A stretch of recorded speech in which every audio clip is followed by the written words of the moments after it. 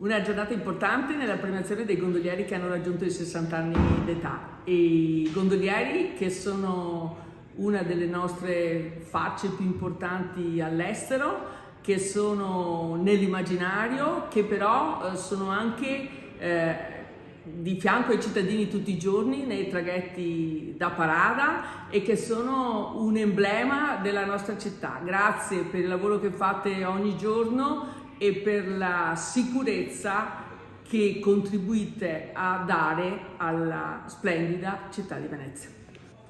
Oggi delle premiazioni importanti per un riconoscimento a coloro che hanno dato una vita per la voga, una vita per il lavoro da gondoliere, una vita per mantenere questa tradizione che devono assolutamente, diciamo così, trasferire ai giovani che stanno venendo avanti alle nuove leve della nostra gondola.